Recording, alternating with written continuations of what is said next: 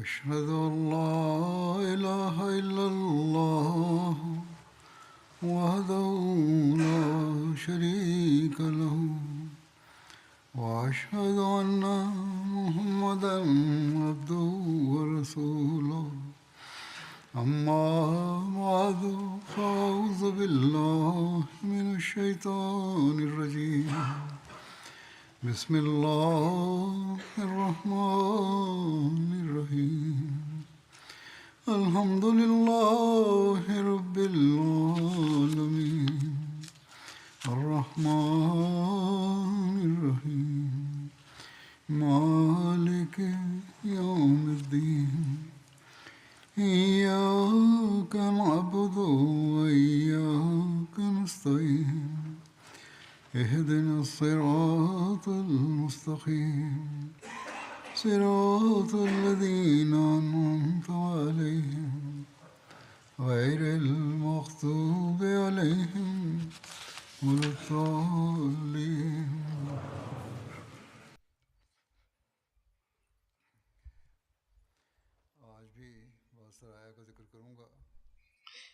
نن به هم د ځینې سریو ذکر کوم. په تاریخ کې د یوې سریې ذکر ملاویږي چې ورته د زید بن حارثه سریه ویل کېږي. دغه سریه په جمادی الاخر شپږم هجري کال کې د بنو جذام طرف ته د حسمه نومي ښار کې شوې ده. د بنو جذام یو ښار و چې د مدینې نه د توشپو په مسافت باندې و او د هغه زمانې د سفر د ذریعو په لحاظ دا ډېر اوږد سفر و. علامه ابن قیم په زاد المعاد کې ویلي دي چې دا سریه بېشکه د صلح حدیبیې نه پسته شوې وه، یعنې د 9 هجري کال ده. حضرت مرزا بشیر احمد صاحب هم د تاریخ د مختلفو کتابونو نه خبره راخسته ده او په هغې باندې تبصره کړې. د هغې فرمایي چې دغه سریې د تاریخ باره کې یو اشکال شته چې ذکر یې ضروري دی. ابن سعد او د هغې په اتباع کې نور سیرت لیکونکیو د دغه سریې تاریخ شپږم هجري کال د جمادی الاخر میاشت لیکلی ده او عمده یې صحیح ګرځولی دی دا تاریخ. خو علامه ابن قیم په زاد المعاد کې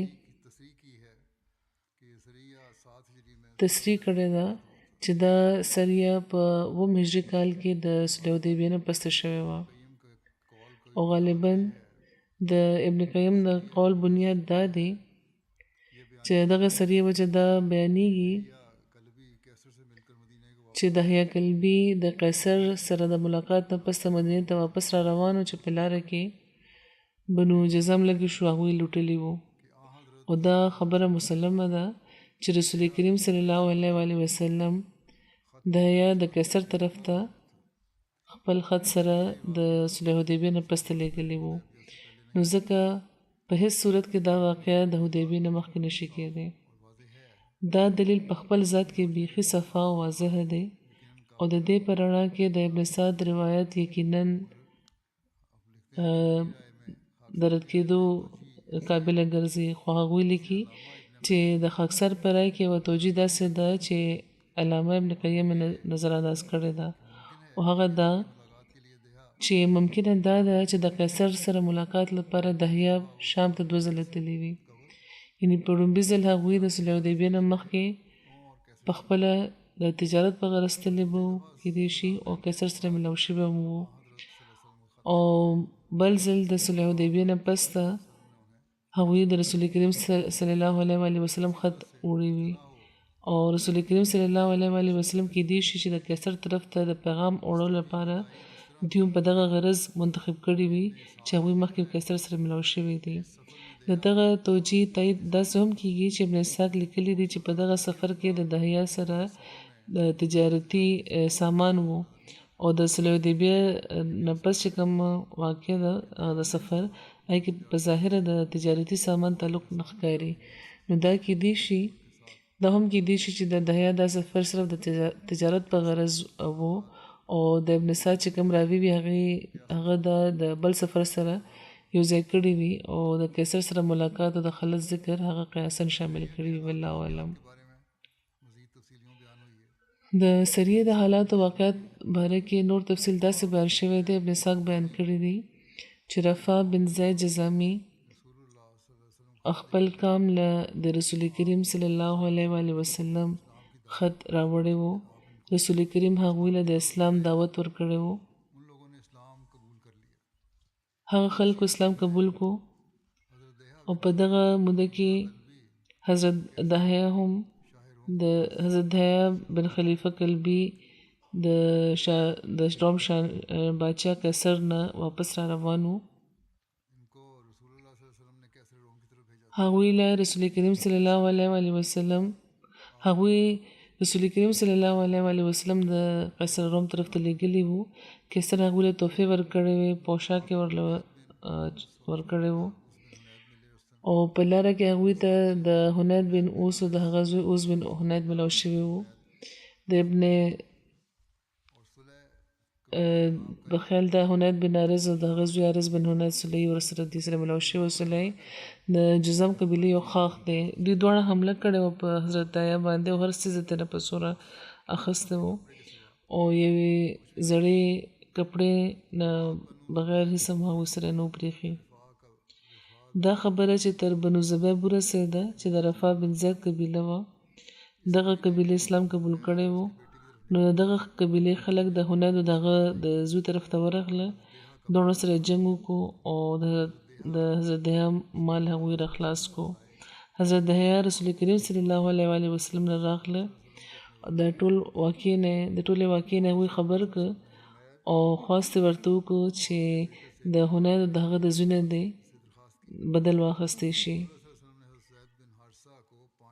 رسول کریم صلی الله علیه و آله وسلم حضرت زید بن حارثه له 500 کسان ورکړو، هغوی ولېږل او حضرت دحیه هم د لښکر سره واپس لېږلي وو.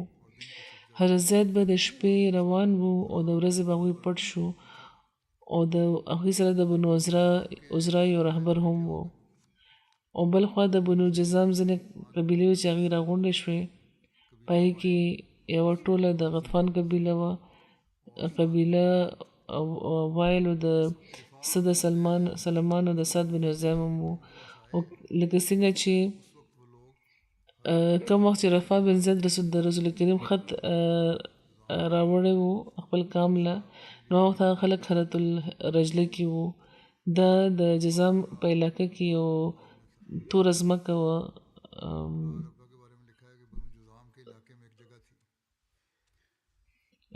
کاڼو والا، او رفاع په قرى ربوه کې وو او د قرى ربوه باره کې لیکلی شوي دي چې دا د بنو جذام په علاقې کې یو ځای وو. رفاع ته دغه واقعې باره کې هېڅ معلومه نه وه. د بنو عذرا رهبر حضرت زید بن حارثه او د هغې ملګري ته د سهار په وخت او د حنید او د هغه زوی او د هغه خلکو چې کوم د اوسېدو ځای ولته یکدم رسولي وو. صحابه په هغه خلکو حمله کړې وه، هغوی سره ښه جنګ شوی وو. حنید د هغه زوی وژلې شوي وو. د هغوی څاروي اوښان او ښځې دوی په خپله قبضه کې اخیستی وې او 1000 اوښان او 15,000 چیلۍ وې. ښځې او ماشومانو کې سل چې کوم وو هغوی بندیوان شوي وو. او د دغه حملې نه پسه د قبیلې جذام خاق د بنو زبیب د مدینې ته د راتګ ذکر میلاویږي. لا زیات مدینې ته رسېدلي نه وو چې د بنو زبیب قبیلې خلک چې د بنو جذام دا یو خاق دی، هغوی ته د زید د دغه مهم خبر ورسېد او هغوی د خپل رئیس د رفاع بن زید سره د رسول کریم صلی الله علیه و آله وسلم په خدمت کې حاضر شو. ورته وویل چې یا رسول الله، مونږ مسلمانان شوي یو او زمونږ باقي کام لپاره امن لیکلی شوی دی، چې کوم نه دي مسلمانان شوي د هغې لپاره هم امن تحریر لیکلی شوی وو.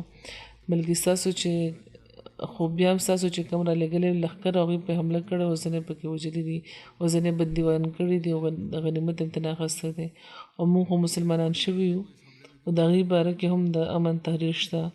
نو بیا ولې زموږ قبیله په دغه حمله کې شامله کړې شوې ده؟ مونږ باندې ولې حمله شوې ده؟ نو رسول کریم صلی الله علیه و وسلم او فرمایل ورته چې او دا سم ده هغوی څه دلیل ورنکو او ورته وفرمایل ته ټیک ویل لګیا خو زید دینه خبر نه وو او بیا چې کم خلک په هغه موقع وجل شوي وو د هغې باره کې هغوی بار بار د افسوس اظهار کولو نو په دې د رفاه ملګري ابو زید وویل چې یا رسول الله چې کم خلک وجل شوي دي د هغې باره کې زموږ هېڅ غوښتنه نشته دا د غلط فهمۍ حادثه وه خو چې کم خلک ژوندي دي او چې کم سازو سامان زید زموږ د قبیلې نه قبضه کې اخیستی دی هغه موږ ته واپس ملاوېدل پکار نو هغې وفرمیل رسول کریم چې دا بلکل سمه خبره ده او هغه زرګه چیلې او خان او سامان وغیره او سل قیدیان چې کوم وو هغوی فوراً حضرت علي د زید طرف ته روان کو د نشاني په طور ورله خپله توره ورکړه هغوی ته دا پیغام ور واستولو چې د دغه قبیلې چې کوم قیدیان او اموال تاسو نیولي دي هغه د پرېښودی شي نو زید چې څنګه ورته دا حکم ملاو شو هغوی ټول قیدیان فوراً پرېښوده او د غنیمت مال یې واپس کړه بې شمېره مال و او دا الزام لګولی کېږي چې مسلمانانو به د غنیمت مال راغونډولو لپاره به حملې کولې نو دا یو داسې مثال دی چې تنه د هغه معیار پته چلي چې اسلام قایمول غواړي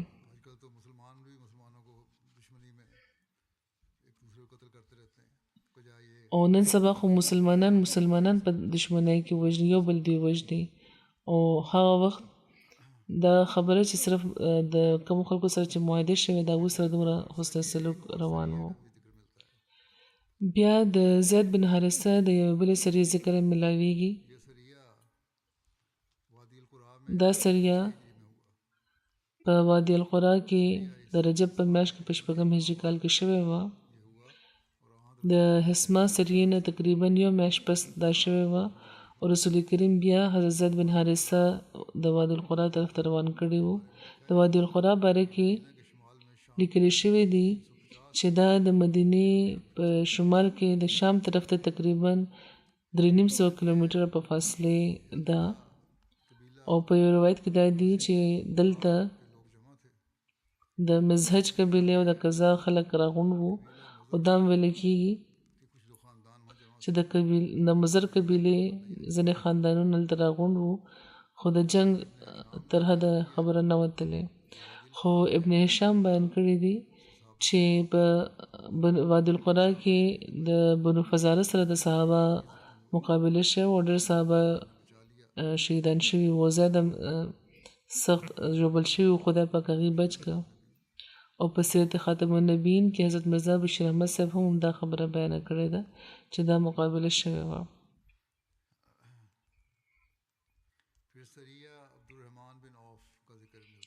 بیا د حضرت عبدالرحمن بن عوف د سریې ذکر ملاویږي دا سریه د شعبان په میاشت کې په شپږم هجري کال کې د دومت الجندل طرف ته شوې وه دومت الجندل د مدینې په شمال کې د شام د سرحد سره جوخت مدینې نه تقریبا 450 کیلومتره په فاصله دا ځای دی ابن اسحاق محمد بن عمر د حضرت عبدالله بن عمر بن خطاب نه دا روایت کړی دی چې رسول کریم صلی الله علیه و وسلم حضرت عبدالرحمن بن عوف راوغوښته ورته یې وفرمیل چې ته تیاري کوه زه به تا نن یا سبا انشاءالله یو سریې ته به دلیږمه د دې تفصیل حضرت مرزا بشیر احمد صاحب داسې لیکلی دی چې د دغه سریې د تیارۍ او د روانګۍ باره کې ابن اسحاق د عبدالله بن عمر نه دا یو مزیدار روایت نقل کړی دی چې یو ځل چې موږ یو څو کسان چې په حضرت ابوبکر او عمر او عثمان او علي او عبدالرحمن بن عوف شامل وو رسول کریم صلی الله علیه و وسلم په خدمت کې موږ ناست وو چې یو انصاري زلمی حاضر شو او هغوی نه تپوس وکړو چې یا رسول الله په مؤمنانو کې د ټولو نه افضل څوک دی نو رسول کریم ورته وفرمیل چې هغه تن چې اخلاقو کې د ټولو نه افضل دی د مؤمن دا نشاني ده اعلی اخلاق لري هغه افضل دی عامې خبرې هم روانې وې په دغه لړ کې د ذکر د حضور فرمایي د سریو د جنګونو دی خو ځینې نصیحتونه هم دغه دوران کې دی چې موږ لپاره ډېر ضروري دي نو هغوی ورته فرمیل چې افضل هغه دی چې په اخلاق کې د ټولو نه افضل دی بیا هغه ته تپوس کړو چې یا رسول الله د ټولو نه زیات متقي څوک دی رسول کریم صلی الله علیه و وسلم وفرمیل چې هغه څوک چې مرګ زیات یاد لري او د هغه لپاره وخت مخکې تیاری کوي. تیاری څه ده چې د خدای پاک ویره وي او د هغه حق دې پوره کړی شي او د هغه په حکمونو باندې عمل وکړی شي. دا د مرګ تیاری.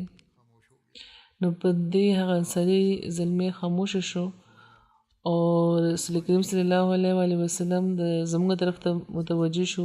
فرمایل چې د مهاجرو ډلې بیا وې نصیحت فرمایل چې 15 بدای داسې دي چې د هغې باره کې زه د خدای نه پناه غواړم چې هغه د چیرې زما امت کې پیدا شي. یعنې دا دعا غواړم، دا پناه غواړم چې هغې د چیرې پیدا نه شي، ځکه چې په کم کام کې چې دا پیدا شي هغه تباه کړي. اول خو دا چې چیرې په یو کام کې فحش خبره بدکاره نه دي خورې شوي تر دې حده چې هغه په جار کول شروع کړي او د دې په نتیجه کې به داسې بیمارۍ او بهونه پکې ښکاره په ظاهرېدل شروع شي چې هغې نه مخکې په خلکو کې نه وي. حضور فرمایي نن سبا دنیا کې دمغه عام ګورو، رسول کریم د دې نه پناه غوښتې وه. نو مسلمانانو ته په خاص طور غور پکار دی. او دویمه بیا دا چې یو داسې هم چېرته نه دي شوي چې یو کام کې د ټولو د نه بدیاني د بدیانتۍ چې کومه بدي دغه پیدا شوي او د دې په نتیجه کې هغې باندې خدای پاک بیا کات او محنت او شدت او د وخت د حاکم د ظلم مصیبت نوي نازل کړي. په دې حضور فرمایي ډېر د غور ضرورت دی. مسلمانانو کې بدیانتي هم ډېره پیدا شوې ده. کاش هغوی په دې پوه شي او د احمدیانو ته په خاص طور دې طرف ته پام پکار دی. او درېیم بیا دا چې یو کام هم چېرته زکات او د صدقاتو په ورکولو کې ناراستي او غفلت نه دی خپل کړی، خو د دې په نتیجه کې بیا په هغې باندې د بارانونو کمې نه وي راغلی. ان تر دې چې که خدای پاک به خپل د پیدا کړي ځناورو په د څاروو خل ورته نه وي، نو په داسې کام باندې د بارانونو سلسله به بیخي بنده شوې وي او دا هم د خدای پاک د عذاب نښه ده. دې نه پناه غوښتل پکار ده. رسول کریم صلی الله علیه وسلم فرمایي چې پناه غواړئ زه هم ترې پناه غواړم. او څلورم دا چې یو کام هم د خدای او د هغه د رسول لوز نه دی مات کړی چې بیا پې د غیر قام دشمنان پې مسلط کړی شوي نه وي چې د هغوی حقونه غصب کول شروع کړي. نو دا هم نن سبا چې کوم د مسلمانانو حالت دی نو ډېره ظاهره ده چې دوی خپل لوز مات کړی دی. خدای پاک دې پرې رحم وکړي، دوی له دې پوهه ورکړي.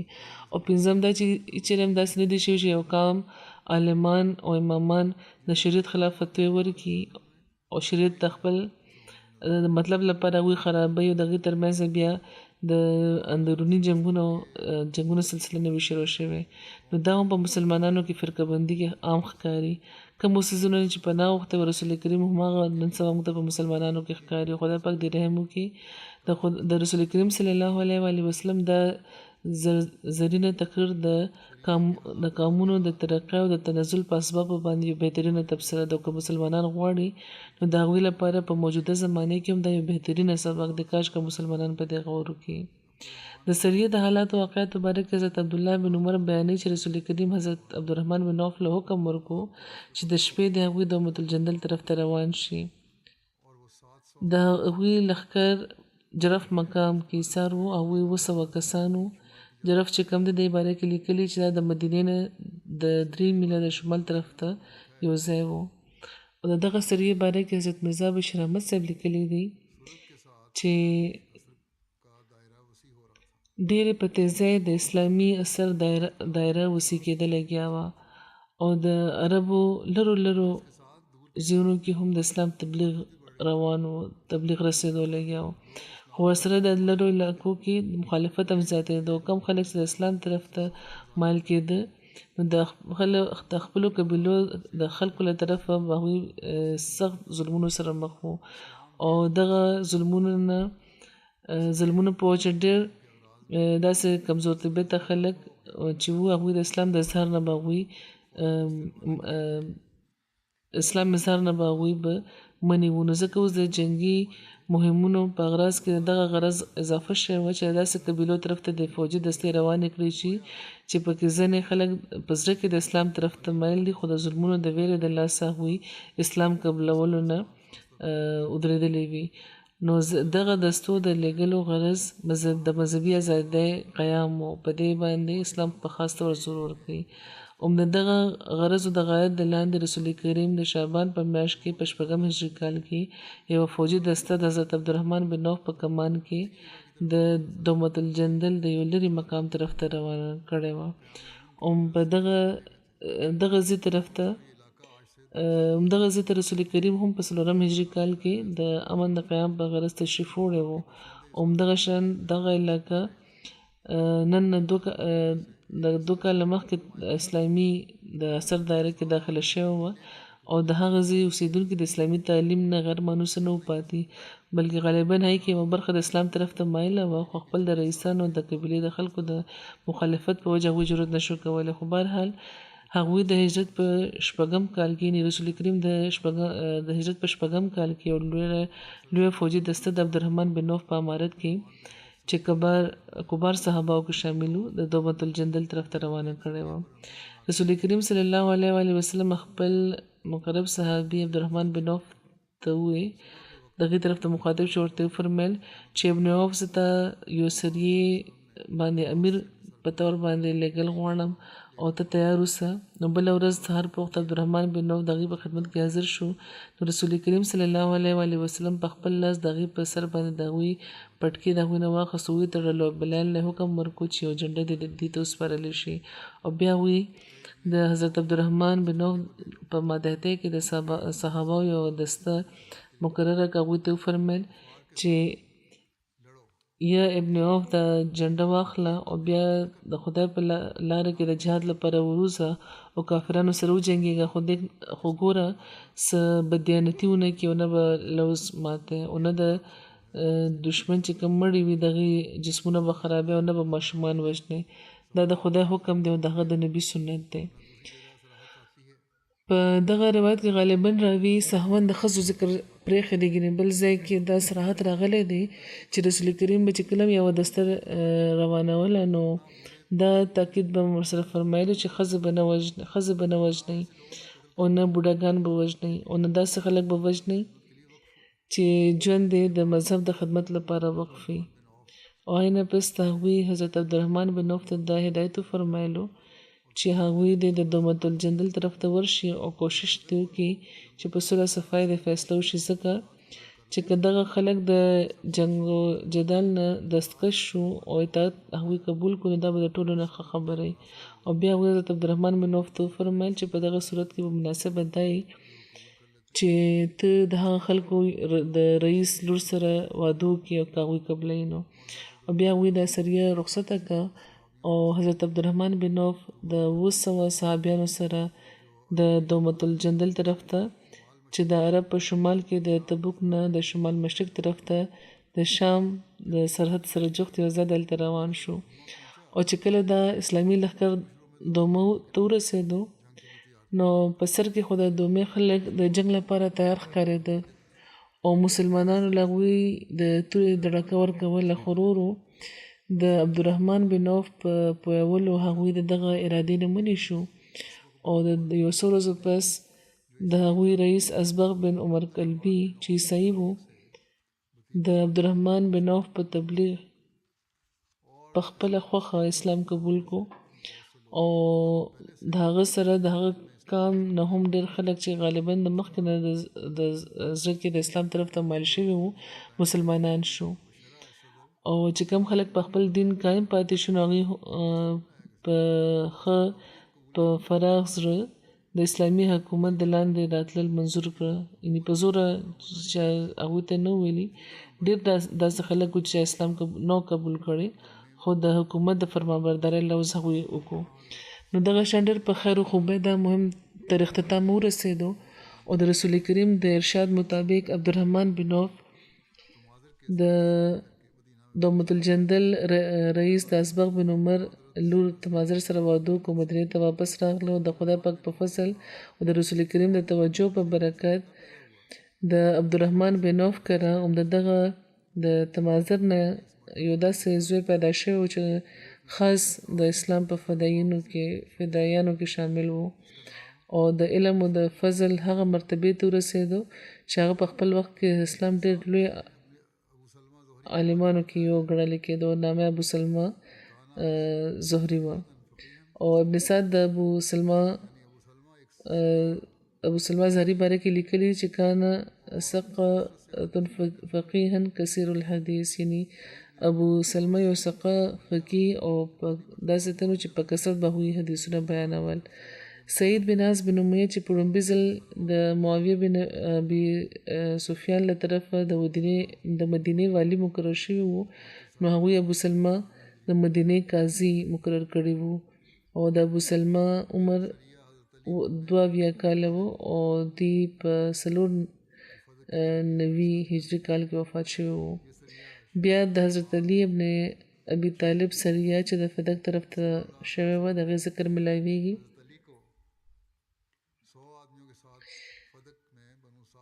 دا سریه په شپږم هجري کال کې د شعبان په میاشت کې شوی. رسول کریم حضرت علي د 100 کسانو سره فدق ته د بنو سعد بن بکر طرف ته لیږلي وو. دې باره کې لیکلي چې دا د مدینې نه د شپږو شپو په مسافت د خیبر سره جوخته یو علاقه وه او اووم هجري کال کې د خیبر د غزا په موقع دا علاقه د جنګ نه بغیر فتح شوې وه. اوس دا یو لوی ښار دی چې چېرته د کجورو د زراعت کثرت دی او نن سبا دې ته الحایت ویل کېږي. رسول کریم صلی الله علیه وسلم ته دا خبره رسېدلې وه چې هغوی یو لښکر راغونډ کړی دی او دغه خلکو دشمنانو او هغوی د خیبر د یهودیانو مدد کول غواړي. حضرت علي هم د شپې روان و، د ورځې به پټ و. د دې په تفصیل کې سیرت خاتم النبیین کې لیکل شوي دي چې په مدینې کې د یهودي قام په باندې د هغې د غدارۍ او د فتنګزۍ په وجه چې کومه تبعي راغلې وه، نو هغه د ټولو عربو چې کوم یهودیانو د هغې په زړه کې د هغې ښار و او د بنو قریظه د غزا نه پسه چې کله په مدینې کې د یهودیانو خاتمه شوه، د خیبر چې کومه علاقه وه چې د حجاز کې د یهودیانو د ټولو نه لوی مرکز و، هغه د اسلام خلاف د سازشونو مرکز جوړ شو. د دغه ځای چې کوم یهودیان وو هغه عادتاً سخت کینور او حاسدان او ظالمان وو او د اسلام د ختمولو لپاره او مسلمانان ختمولو لپاره به په کوششونو کې به دوی ډېر سرګرمه وو. په شعبان شپږم هجري کال کې رسول کریم ته دا اطلاع ملاوه شوه چې د بنو سعد بن بکر چې کومه قبیله ده او د خیبر چې کوم یهودیان دي هغې ترمنځ د مسلمانانو خلاف خبرې روانې دي او دا چې بنو سعد د اهل خیبر په مرسته خپل طاقتونه راغونډوي. د دغه اطلاع په ملاوېدو رسول کریم حضرت علي په کمان کې د صحابه یوه دسته روانه کړه چې دوی به سحر به روان وو، د شپې د غرمه به روان وو او د شپې به هغوی په پټه سفر کول او فدق ته دوی ورسېده او چېرته چې دا خلک راغونډېدل لګیا وو. دلته مسلمانانو ته یو کلیوال ملاو شو چې د بنو سعد جاسوس و. حضرت علي هغه ونیو، قید یې کړو، د هغه نه د بنو سعد او د اهل خیبر حالات ترې تپوس وکړو. مخکې خو هغه د لا علمۍ او د لا تعلقۍ اظهار وکړو، خو آخر د معافۍ وعده یې واخیسته او ټول راز یې واضح کړو او بیا مسلمانانو دا تن خپل رهبر کو د هغه ځای طرف ته ورمخکې شو چېرته چې بنو سعد راغونډېدل لګیا وو او ناڅاپي حمله یې پرې وکړه. د دغه ناڅاپي حملې په وجه بنو سعد ناقلاره شو، میدان نه وتښتېد. حضرت علي مال غنیمت د ځان سره مدینې ته واپس راوړو او دغه شان دا خطره په وقتي ته ورباندې وځنډېده. بیا د حضرت ابوبکر د سریې ذکر ملاویږي چې د بنو فزاره طرف ته وه. دا په شپږم هجري کال کې شوې وه او بنو فزاره په نجد کې د وادي القرا کې آباد وو. وادي القرا د مدینې په شمال کې د شام طرف ته تقریبا 350 کیلومتره په فاصلې دا ځای دی. په طبقات الکبرا کې او په سیرت ابن هشام کې لیکلي چې دا سریه د حضرت زید بن حارثه په کمان کې لېږلې شوې وه، خو صحیح مسلم و د سنن ابي داود نه دا معلومیږي چې رسول کریم صلی الله علیه وسلم حضرت ابوبکر رضی الله تعالی عنہ د دغه سریه امیر مقرر کړی وو. نو د صحیح مسلم په روایت کې دا دی چې ایاز بن سلمه بیانوي چې زما والد حضرت سلمه بن اکوه بیان کړی وو چې موږ فزاره قبیلې سره جنګېدلي وو او زموږ امیر حضرت ابوبکر وو. رسول کریم هغوی په موږ امیر مقرر کړی وو او چې کله زموږ او د اوبو ترمنځ د 1 غنټې فاصله پاتې شوه، هلته چې کوم کوی و د اوبو ځای و، نو حضرت ابوبکر حکم ورکړو چې وایي موږ د شپې ناوخته هلته ایسار شوي وو، حکم دا وی ورکړی و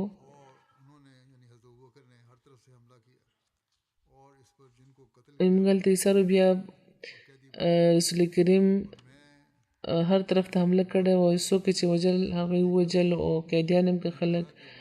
او ما به چې هغه خلک کته چې پکې ماشومان او ښځې وي، نو زه وېرېدم چې دوی ما نه مخکې چېرته په غرونه خیږي. نو چې دا کوم صحابي چې هغوی سره وو، نو هغوی ذکر کوي چې وایي ما ته ویرې دا وه چې دا خلک چېرته ونه تښتي، په غرونه خیږي او غایب نه شي. نو ما د هغې او د غر ترمنځ غشي ویشتل شروع کړه چې هغوی د شاته ایسار وي او دې ویرېږي. هغوی چې کله غشي ولیده نو ایسار هم شو. ما هغوی د ځان سره کړه، هغې کې د بنو فزاره یوه ښځه وه چې ورباندې زوړ پوستین وه، ورسره لور هم وه چې ډېره ښایسته وه. ما هغې راګیر کړه، حضرت ابوبکر له مې راوسته. حضرت ابوبکر د هغې لور ما ته د اتیې پته ور راکړه او موږ مدینې ته راغلو. رسول کریم دا جنۍ واخیسته او هغه د مکې طرف ته ولېږله. حضرت ابوبکر دوی له ورکړې وه، خو رسول کریم ترې واخیسته او مکې ته ولېږله. او دې لپاره یې لېږلی و چې د هغې په بدل کې د مسلمانانو ډېر خلک د خلاص کړی شي، آزاد دې کړی شي چې په مکې کې قید شوي وو. دا د صحیح مسلم روایت و. او په دغه سریه کې د مسلمانانو شعار امت و. حضرت سلمہ بن اکوع بیانوي چې ما هغه ورځ په خپل لاس 2 کسان وژلي وو او د یو روایت مطابق 9 کسان وژلي وو. حضور فرمایي چې باقي به انشاءالله آینده بیانوم. دا وخت حضور فرمایي زه څو مرحومینو ذکر کول غواړم. لومړی ذکر دی د مکرم طیب احمد صاحب بنګالي چې درویش قادیان وو. په 11 دسمبر 19 کالو عمر کې دوی وفات شوي دي. انا لله و انا الیه راجعون. په بنگلادیش کې دی پیدا شوي وو. په کال 1942 کې دوی ته توفیق ملاو شو. په ډاکه کې باقاعده بیت فام دوی پر کړی وو او احمدیت کې دوی شامل شوي وو. په کال 1945 کې دوی په لومړي ځل د قادیان په جلسې کې شامل شوي وو. حضرت مسلم موعود رضی الله تعالی عنه سره د ملاقات شرف هم ورته ترلاسه شوی وو. قادیان سره دونه مینه د دې په زړه کې پیدا شوه چې بیا واپس خپل وطن ته نه وتلي او هغوی 2 کاله پورې د کلو د مبلغینو چې کوم خصوصي کلاس وي هغې کې دوی تعلیم ترلاسه کړی و. هلته قادیان کې دوی ایسار وو او هغه دوران په د تقسیم واقع را شوې وه. په کال 1940 کې هغوی قادیان کې د ایسارېدو په وجه خواست کړی و. د ایسارېدو چې کوم خواست کړی و هغه منظور کړی شو او د درویشۍ په زمانه کې په مختلفو مقاماتو دوی ته د حفاظت ډیوټۍ ورکولو موقع ملاوه شوې وه. د صدر انجمن احمدیه په مختلفو دفترونو کې دوی ته د مختلفو خدمتونو توفیق ملاو شو. او په کال 1955 کې د جماعت مالی حالت کمزوري و. نو صدر انجمن احمدیه دا اعلان کړو چې کم درویشان خپل کار کولی شي او ګټه پیدا کولی شي، هغوی ته څه روزګار لټول پکار، ځکه چې جومات ورله پیسې نشي ورکولی چې د دې بوج دی برداشت کړي. د دغه هدایت په رڼا کې هغوی د دارالمسیح نه بهر بازار کې د یو چایو دکان پرانیستی و او اکثر اوقات به دا کېده چې مېلمنو او غریبانو له به دوی مفت چای ورکولی. د دوی واده د کیرالا یو متعلقه ښځه سره شوی و. امینه صاحبې سره د هغې مخکې یو لور وه. دغه لور هم دوی بیا پاللې وه او څه موده مخکې دوی ته په ګوډو کې سخت تکلیف شروع شوی و او ګرځېدل ور دپاره ګران و. ډاکټر ورله د اپریشن مشوره ورکړې وه خو دوی نه وه قبوله کړې، بلکې دعا کړې وه او ډېر په بازارۍ به دوی او په ژړا به دوی ډېر په رقت او په درد به دعا کوله. یو شپه دوی وی چې ما خوب کې ولیده چې حضرت مسیح موعود علیه السلام تشریف راوړی دی او د بهشتي مقبرې یو څو بوټي وو چې هغه پرې خورولي وو او بیا ورو ورو د دوی د ګوړو تکلیف چې کوم ختم شو او د خپل خواهش مطابق دوی یو ځل بیا لمونځ لپاره مسجد اقصی او مسجد د مبارک ته راتلل شروع کړه. خلافت سره بې انتها تعلق د دوی و، مینه یې لرله. لوبو سره دلچسپي و، نو ځکه زلمو سره به هم دوی خاص یو تعلق د هغې حوصله افزایي به یې کوله او د لوبې میدانونو ته به دوی راغله. تربیت به هم داسې وشو په دغه لحاظ د ماشومانو. د حضرت مسلم موعود رضی الله تعالی عنه د ارشاد مطابق د مرګ د تقسیم په وخت 314 درویشان په قادیان کې ایسار وو او هغه درویشانو کې دوی آخري وو چې وفات شو. اوس په قادیان کې بل یو درویش هم پاتې نه دی او د قادیان دغه جلسه لومبۍ جلسه ده چې بغیر د درویشانو کېږي لګیا د کومه چې نن شروع کېږي. اوس قادیان کې چې اوسېدونکي کم نوي کول دی د هغې دا کار دی چې دغه قربانۍ کوونکي چې کم زبرګانو مشرانو د هغوی روایتونه د قایم وساتي او په وفا او په اخلاص د په قادیان کې د خپل ژوند تیر کړي. خدای پاک د دوی له توفیق ورکړي. بل چې کم ذکر دی هغه دی د مرزا محمد دین ناز صاحب صدر انجمن احمدیه ربوه پاکستان. دی د مرزا احمد دین صاحب زوی وو. تېرو ورځو کې دی وفات شوي دي. انا لله و انا الیه راجعون. د خدای پاک په فضل موسی وو. د دې په خاندان کې د احمدیت نفوذ د دوی د والد صاحب په ذریعه شوی وو چې د یو احمدي پټواري د حشمت الله صاحب په تبلیغ په کال 1942 کې هم دی شوی وو. د محمد دین صاحب نکاح سیده نصرت جهان صاحبې بنت سید عبدالهادي صاحب سره شوی وو. د دوی یو زوی چې په ځوانۍ کې وفات شوی بیا هغوی خپل یو خوری او یوه خورزه دوی اخیستې و پاللې وو د ماشومانو په شان او د دوی خوری هم بیمار دی. خدای پاک د هغه هم شفا ورکړي. په کال 1965 کې هغوی په جامعه احمدیه کې داخله اخیستې وه. بي یې کړی و. بیا څه موده دوی بهر نوکرۍ کوله. بیا په جامعه کې داخل شو. بیا په کال 1978 کې دوی جامعه پاس کړې وه او لومړۍ تقرري د دوی هلته په فیلډ کې شوی و. دوی د جامعې استاذ مقرر کړی شوي وو. هلته به دوی صرف و نحو ښودله. ادب و فقه او تاریخ و تصوف هم دوی ښودلو. په جامعه کې د نایب پرنسپل په طور هم د خدمت توفیق دوی ته ملاو شوی دی. 27 کاله هغوی په جامعه کې د خدمت توفیق ترلاسه کړی دی. بیا د دوی تقرر ایډیشنل ناظر اصلاح ارشاد او تعلیم القرآن او د وقف ورزي په طور شوی و او بیا حضور فرمایي چې ما په کال 2013 کې دوی د صدر انجمن احمدیه په طور مقرر کړي و. تر آخري دمه دوی په دغه عهدې قایم وو. خدام الاحمدیه او د انصار الله کې هم دوی ته په مرکزي طور کافي د خدماتو توفیق ترلاسه شوی دی. انصار الله کې هم د صفحې دوم دوی صدر پاتې شوي دي. مانامه خالد او مانامه انصار الله ایډیټر هم دوی پاتې شوي دي. په کال 1994 کې تقریبا یو میاشت نه زیات دوی ته د اسیر رحم الله کېدو سعادت هم ترلاسه شوی. په دارالقضا کې د قضا بورډ د غړي په طور باندې دوی خدمات ترسره کول.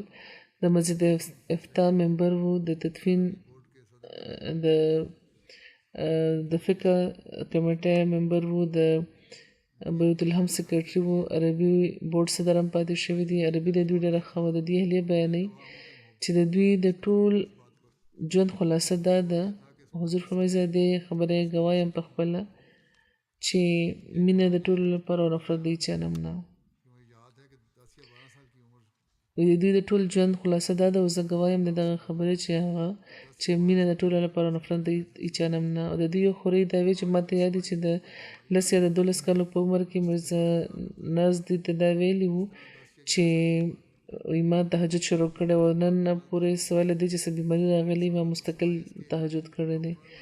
او دغه شان 11 کالو عمر کې دوی سره د جمع مونځ کړی و. په دغه عادت سوال له دې نه چې ډاکټرانو منې کړي وي یا څه بیماري شوي وي هغوی به مونځ سره د جمع جومات کې به کولو.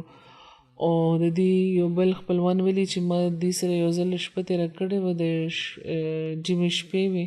شپه اوږده وه. نو ما دا ولیده چې دوی د شپې راپاڅه او تقریبا تر 4 غنټو پورې دوی باقاعده تهجد کولو. او دوی دا وی چې د جمعې په اوږدو شپو کې خو اوږد تهجد کول پکار دی. بیا د دوی ماما دی مرزا صاحب د نفلونو باره کې هغوی وی چې د خلیفة المسیح ثالث رحم الله تعالی په دور کې دوی دا شروع کړي و. بیا مستقل مزاجیت سره په تر اوسه عمل کوم. دلته به چې راتله په جلسې نو ډېر د اخلاص او د وفا اظهار به دوی کول او ملاوېده به دلته. حضور فرمایي ما همیشه د دوی په سترګو کې مینه او محبت لیدلی دی او د اطاعت ښه معیار مې پکې لیدلی دی.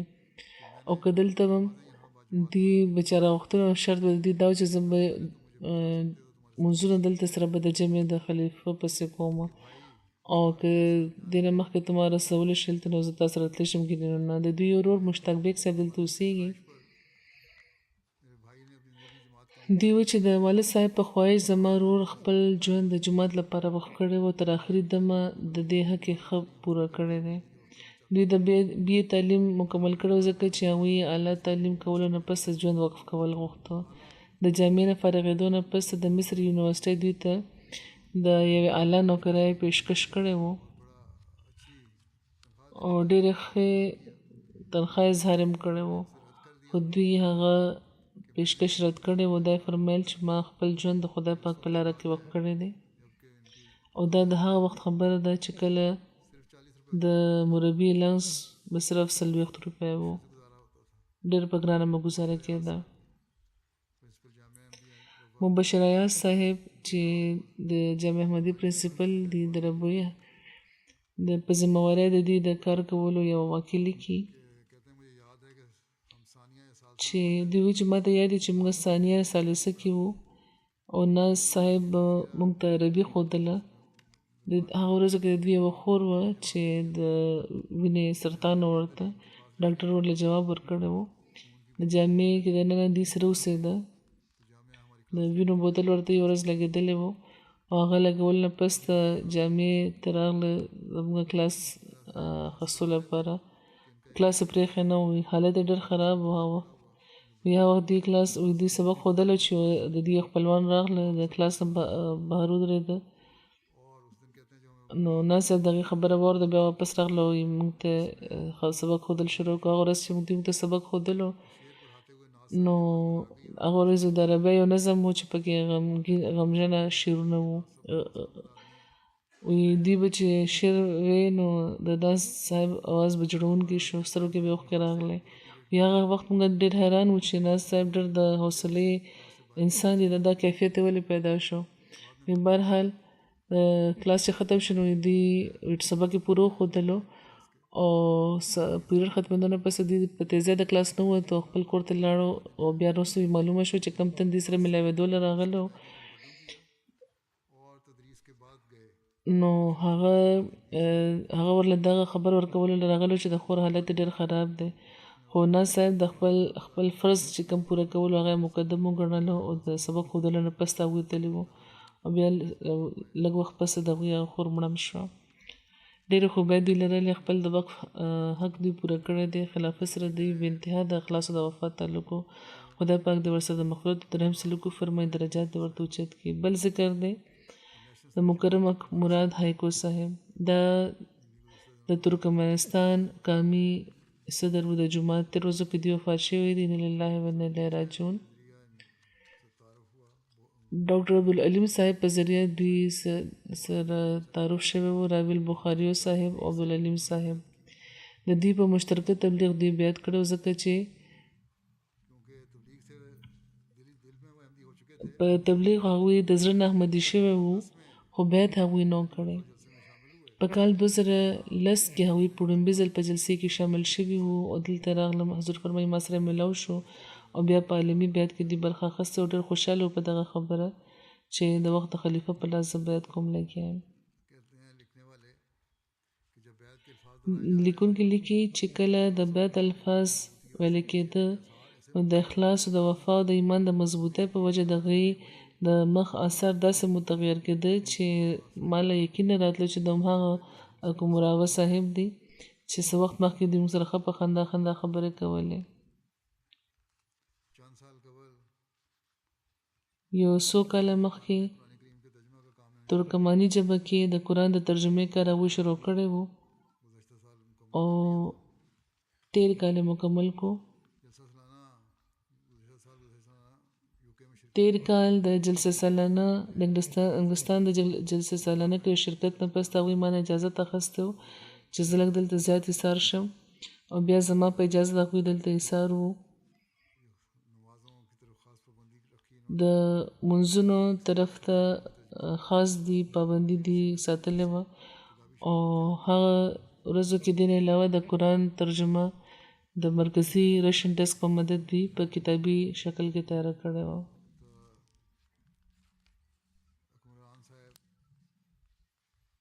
حکمران صاحب صرف دا نه چې د ترکمنستان لومړی احمدي و بلکې تر خپل وفاته پورې د جماعت احمدیه ترکمنستان د صدر خدمت توفیق دوی ته ترلاسه شوی و. دوی خپل یو انټرویو کې لیکلی دی چې زه پیدایشي مسلمان یم خو زه یو روایتي مسلمان وم. دا د سوویت یونین زمانه وه او د کمیونزم حامی هم وم، خو مخصوص چې کوم اسلامي اقدار دی هغه وخت مونږ کې محفوظه وو. ما د ریاضي تعلیم ترلاسه کړی دی خو په بنیادي طور ما همیشه خدای لټولو چې کم خدای. دا بیل سوال کم خدای یا څوک بل، خو دا سوال بیل دی خو ما خدای لټولو او په بنیادي طور دی وی چې زه د قرآن یو څو آیتونه په عربی کې وو چې هغې نه زه خبروم هغه راله راتله. د خپل پلار د وفات نه پس ما یو خوب لیدلی و چې ازبک راغلی چې ډېر زیات سپینه جامه کې دی. هغه دومره سخت سپین رنګ و چې زه بیانولی نشم.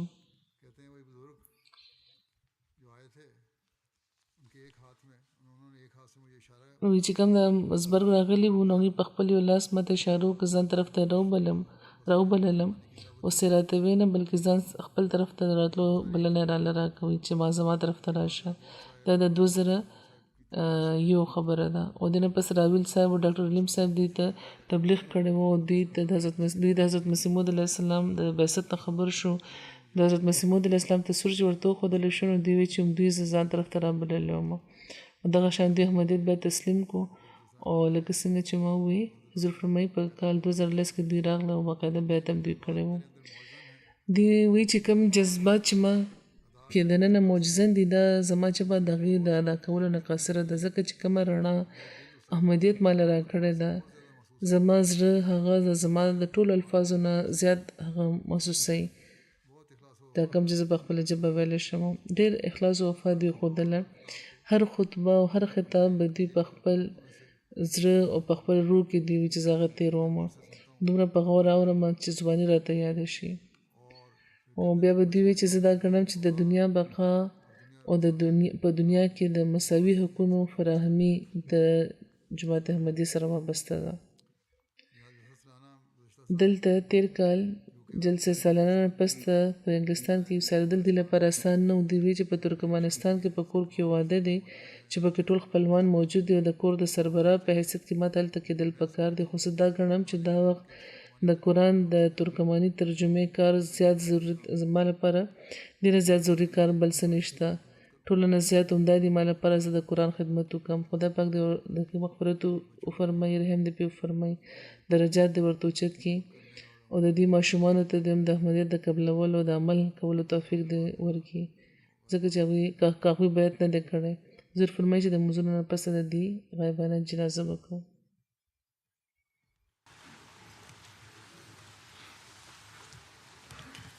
الحمد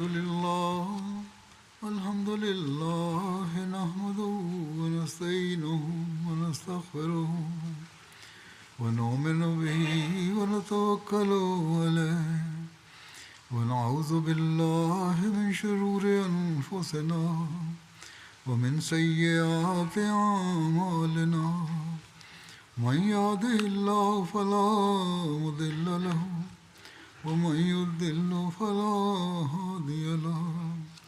ونشهد أن لا إله إلا الله ونشهد أن محمدا عبده ورسوله. عباد الله رحمكم الله إن الله يأمر بالعدل والإحسان وإيتاء ذي القربى وينهى عن الفحشاء والمنكر والبغي يعظكم لعلكم تذكرون. اذكروا الله يذكركم وادعوه يستجب لكم ولذكر الله أكبر.